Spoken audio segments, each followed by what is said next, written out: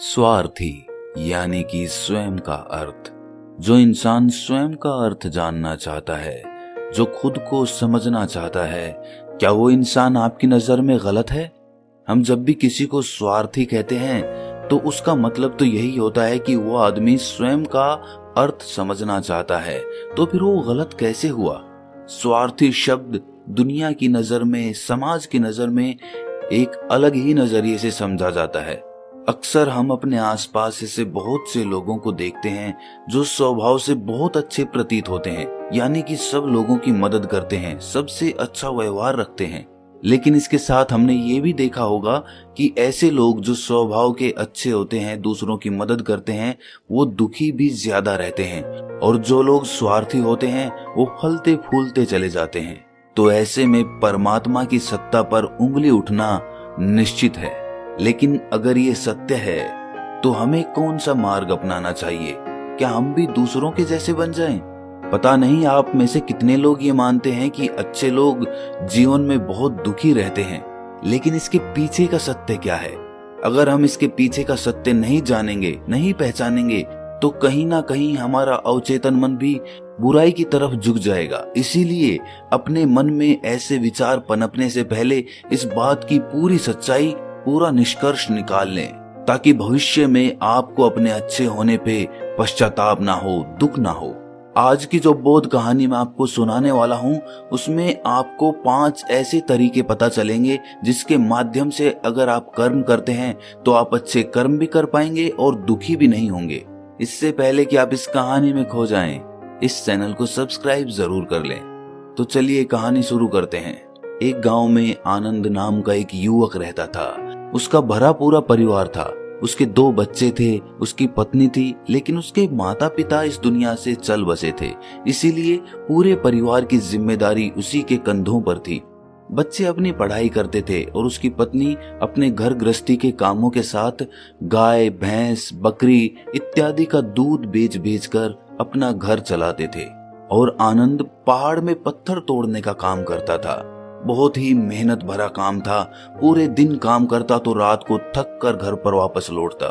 लेकिन इतनी मेहनत करने के बाद भी अगर आनंद को गांव का कोई भी आदमी मदद के लिए बुलाता तो आनंद कभी भी मना नहीं करता था। उसके जीवन का एक ही सिद्धांत था कि अगर मैं दूसरों की मदद करूंगा तो परमात्मा मेरा साथ देंगे, परमात्मा मेरे साथ कुछ बुरा नहीं होने देंगे। आनंद अपने इस सिद्धांत का पालन बहुत ही कड़ाई के साथ करता था। वो इस सिद्धांत पर इतना विश्वास करता था कि अगर कोई बाहर का आदमी उससे मदद मांग ले तो वो अपने घर का काम भी अधूरा छोड़कर उस आदमी की मदद करने के लिए पहुंच जाता था। जिस वजह से उसकी पत्नी बहुत परेशान रहती थी। वो अक्सर आनंद को समझाने की कोशिश करती थी कि सबसे पहले अपना काम करो, अपने परिवार को देखो। 2 बच्चे हैं हमारे और फिर भी तुम दूसरों के काम करने में लगे रहते हो। अरे अपने घर को तो संभाल लो, अपना घर संभल नहीं रहा, दूसरों की मदद करने चले हैं। और जब ऐसी ऐसी बातें आनंद के कानों में पड़ती तो उसके हृदय में कांटा सा चुभने लगता था और उन दोनों में लड़ाई झगड़ा शुरू हो जाता था। अक्सर उनके लड़ाई झगड़े का यही सबसे बड़ा कारण होता था। लेकिन ना तो आनंद अपने आप को बदल पाया और ना ही उसकी पत्नी ने उसको समझाना कभी बंद किया। इसी वजह से आए दिन उनके घर में कलेश होता रहता था। जहां तक उस गांव वालों की बात थी तो वो आनंद के स्वभाव को जानते थे और वो जानबूझकर जो काम आसान भी होता था, जो उनके सामर्थ्य में भी होता था, उस काम के लिए भी वो आनंद को बुलाते थे ताकि उन्हें कम मेहनत करनी पड़े। कहने का अर्थ ये है कि गांव वाले आनंद की इस भलमनसाहत का फायदा उठाते थे, लाभ उठाते थे और सब पीछे से उसका मजाक उड़ाते थे, उसे बेवकूफ कहते थे। ऐसे ही समय बीतता रहा और एक दिन आनंद की पत्नी बहुत ज्यादा बीमार पड़ गई। आनंद से जो कुछ भी सेवा हो सकती थी उसने वो सब अपनी पत्नी के लिए किया। उसने गांव के वैद्य को बुलाकर अपनी पत्नी की जांच करवाई, लेकिन ये रोग उस वैद्य की पकड़ के बाहर था। इसीलिए उस वैद्य ने कहा कि तुम अपनी पत्नी को नगर में जाकर किसी बड़े वैद्य को दिखाओ तो तुम्हारी पत्नी की जान बच सकती है। जल्द से जल्द नगर पहुंचने की व्यवस्था करो, नहीं तो तुम्हारी पत्नी के प्राण संकट में हो जाएंगे। ये सुनकर आनंद के पैरों तले जमीन फिसल गई। उसने ये नहीं सोचा था कि उसकी पत्नी के प्राण संकट में है। वो सोच रहा था कि कोई साधारण सा रोग होगा जिसका इलाज हो जाएगा। लेकिन जब उसने वैद्य की ये बात सुनी तो वो घबरा गया। अब पत्नी को नगर तक कैसे लेकर जाए, क्योंकि उसके पास इतना धन नहीं था कि वो अपनी पत्नी के लिए एक घोड़ा गाड़ी करके उसमें अपनी पत्नी को लिटाकर नगर में ले जा सके। उसकी पत्नी की हालत बिल्कुल चलने की भी नहीं थी, इसीलिए उसे नगर पहुंचाने के लिए किसी घोड़ा गाड़ी की जरूरत थी। संयोग से उसके पड़ोसी धन्नु के पास एक घोड़ा गाड़ी थी। वो अक्सर व्यापार के लिए अपनी घोड़ा गाड़ी नगर में लेकर जाया करता था। इसीलिए आनंद के मन में विचार आया कि मैं धन्नु की घोड़ा गाड़ी ले सकता हूँ।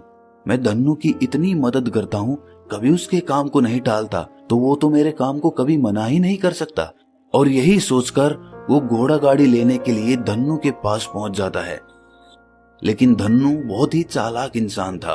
वो बिना किराए के अपनी घोड़ा गाड़ी अपने सगे संबंधियों के लिए भी नहीं ले जाता था। तो आनंद की तो दूर की बात रही। जब आनंद ने उससे घोड़ा गाड़ी के बारे में पूछा तो उसने ये कहकर उसका ये काम टाल दिया कि मेरे घोड़े बहुत ज्यादा बीमार हैं, वो शायद बच भी मुश्किल से पाएंगे। 5 दिनों से वो कुछ नहीं खा रहे, तो ऐसे में बेचारा घोड़ा गाड़ी लेकर कहाँ नगर तक पहुंच पाएगा। हाँ, अगर तुम कुछ धन की व्यवस्था कर सकते हो तो मैं अपने एक मित्र की घोड़ा गाड़ी तुम्हारे लिए मंगवा सकता हूँ।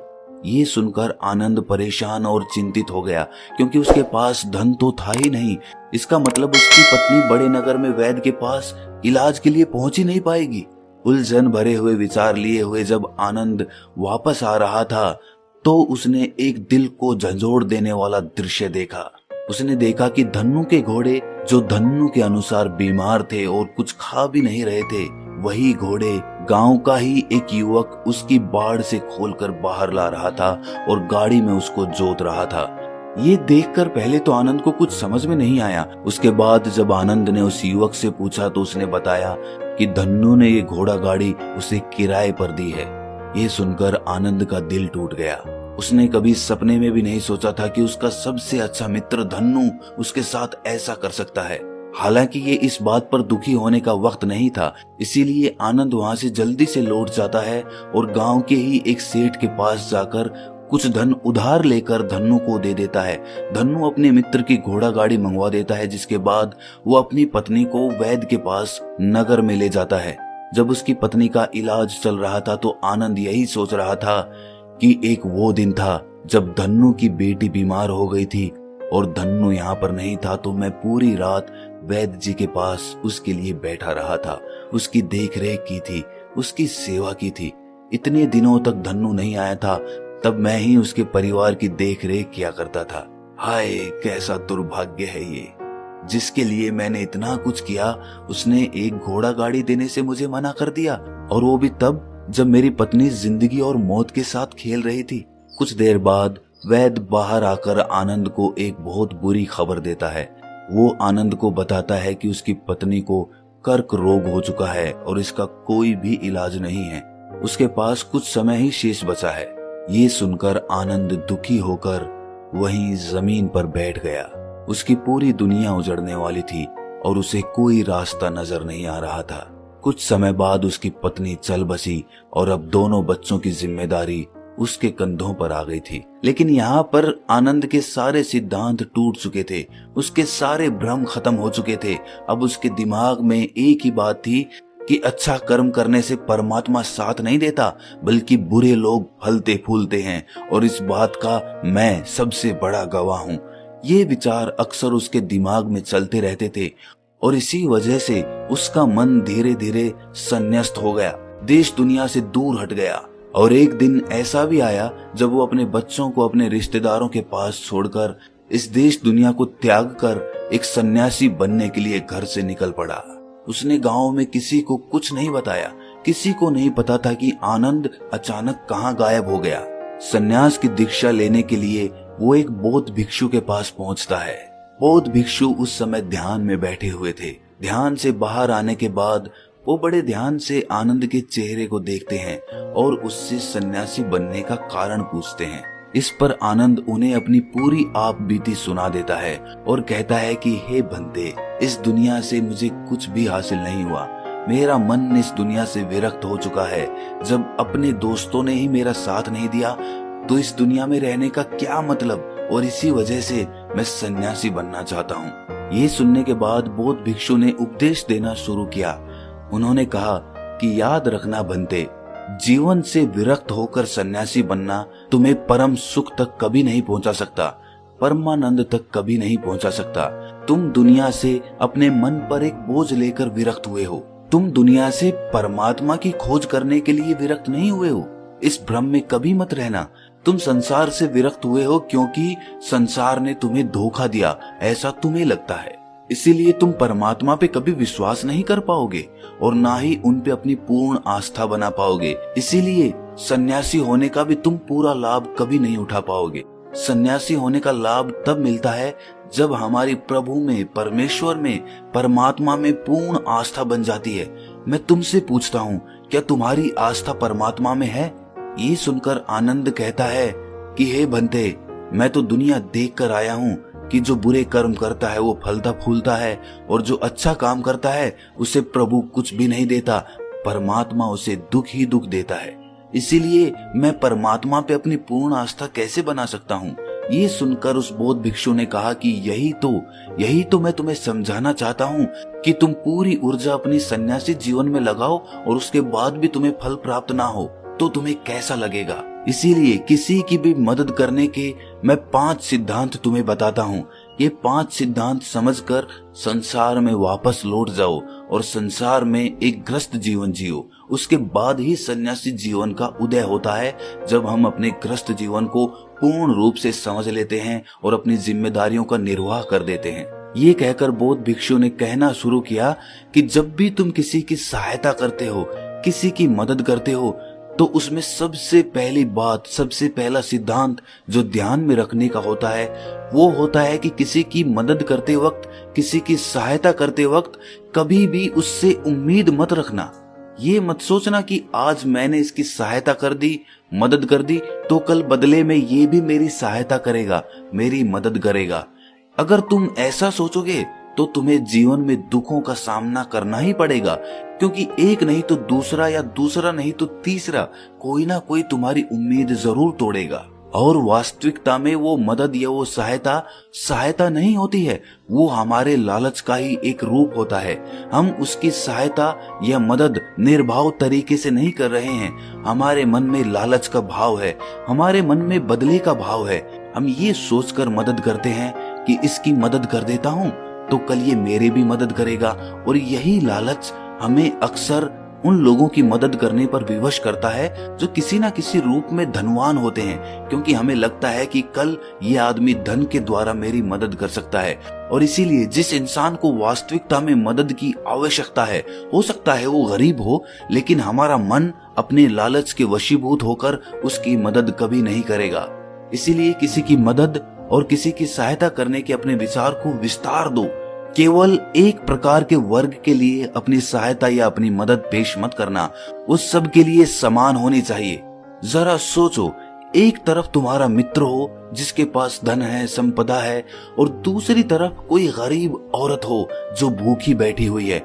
तुम्हारा दोस्त तुमसे कहता है कि यार आज तो खाने के लिए अच्छे अच्छे पकवान मंगवा लो बाजार से, और दूसरी तरफ वो औरत तुमसे 2 सूखी रोटी मांग रही है, तो तुम किसकी मदद करोगे? कौन मदद का हकदार सबसे पहले है? सबसे पहले हमारा कर्तव्य बनता है कि उस औरत की भूख मिटाएं। लेकिन अक्सर इंसान ऐसे नहीं सोचता। वो अपने दोस्त को तो खिला देगा, उसको तो बाजार से बहुत महंगी वस्तु मंगा के दे देगा, लेकिन किसी गरीब को उसकी भूख मिटाने के लिए पैसा या धन नहीं देगा। दूसरी बात जो ख्याल में रखने की है वो ये कि सहायता करते वक्त हमारा लालच कभी भी उसके साथ नहीं जुड़ना चाहिए। अक्सर हम जब किसी की मदद करते हैं तो हमारा लालच और हमारा स्वार्थ ही उसके साथ जुड़ा होता है, और हम अपनी भविष्य की योजना तैयार करके उस आदमी की मदद करते हैं। हम ये सोचते हैं कि अगर मैं इसका ये काम करूंगा तो भविष्य में ये आदमी मेरा वो काम पूरा कर देगा, और वो सहायता, वो मदद बिल्कुल भी परमात्मा के द्वार को नहीं खटखटाती, क्योंकि वो लालच है। जाहिर है आप अपने आप को धोखा देने के लिए अपने लालच को एक सहायता, एक मदद का रूप दे रहे हैं। तीसरी बात जो ख्याल रखने की है वो ये कि अपने सामर्थ्य के हिसाब से दूसरे की मदद करो।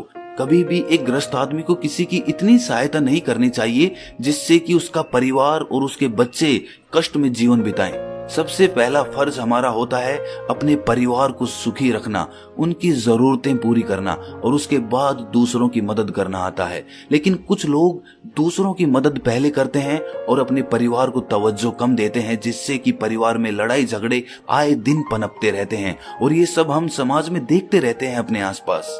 अगली बात जो ख्याल में रखने की होती है वो ये कि अपना कर्म, अपनी जिम्मेदारियां पहले निभानी होती हैं। हम अपना कर्म, अपना काम छोड़कर पहले दूसरों की मदद करने के लिए चले जाते हैं, और जब दूसरा बदले में हमारी मदद नहीं करता तो हमारा दिल दुखी हो जाता है। हम सोचते हैं कि मैंने तो अपना काम छोड़कर उस आदमी की मदद की थी और वो आदमी मेरी मदद ही नहीं कर रहा है। इसीलिए अपना कर्म सर्वोपरि, अपना कर्म सबसे ऊपर, क्योंकि वही काम करने के लिए इस दुनिया में हमारा जन्म हुआ है। और सबसे आखिर में जो बात समझने की है वो ये कि परमात्मा की मर्जी से ही सब कुछ होता है। हमारा कर्तव्य है अपने कर्म को करते जाना। करनी धरनी तो ऊपर वाले के हाथ में है, इसीलिए जो कुछ भी होता है सब ऊपर वाले पे छोड़ दो। अगर तुम्हें कोई धोखा भी देता है तो ये समझ के चलो कि वो सब ऊपर वाले की करनी होती है। आप ये मान के चलो कि मैं करता नहीं हूँ, मैं तो एक माध्यम हूँ, करवाने वाला तो वो है, उसके सामने किसकी मर्जी चली। जब ये आस्था, ये विश्वास हमारे मन में पनपने लगता है तो हमारी सारी शिकायतें दूर हो जाती हैं, क्योंकि इस दुनिया में जो भी होता है अच्छे के लिए होता है, जो भी हो रहा है अच्छे के लिए हो रहा है, और जो भी होगा अच्छा ही होगा। चाहे हमारी बुद्धि आज वर्तमान में इस सिद्धांत को ना समझ पाए, लेकिन जीवन में कभी ना कभी किसी ना किसी मोड़ पर आपको जरूर ये एहसास होगा कि जो हुआ था वो अच्छे के लिए ही हुआ था। इसीलिए सारी शिकायतें दूर कर दो और बस अपना कर्म करते जाओ, अपने ग्रस्त जीवन को पूर्ण रूप से जी लो, और उसके बाद ही सन्यासी जीवन की नींव होती है। इसके बाद बौद्ध भिक्षु ने आनंद को कहा कि वापस अपने गांव लौट जाओ, अपनी बेटियों को वापस लेकर आओ, उन्हें पालो पोसो, अपने बच्चों को वापस लेकर आओ, दूसरी शादी कर लो, लेकिन बच्चों का पालन पोषण अच्छे तरीके से करो। ये सुनकर आनंद अपने बच्चों के साथ अपने गांव में वापस लौट आता है। गांव में किसी को खबर नहीं थी कि आनंद कहां पर गया हुआ था और वो क्या ज्ञान लेकर वापस लौटा है। लेकिन अगले दिन सुबह सुबह गांव वालों ने आनंद के चेहरे पर एक अलग ही आनंद, एक अलग ही आभा पाई। तो दोस्तों, कैसी लगी आपको ये कहानी कमेंट सेक्शन में जरूर बताना।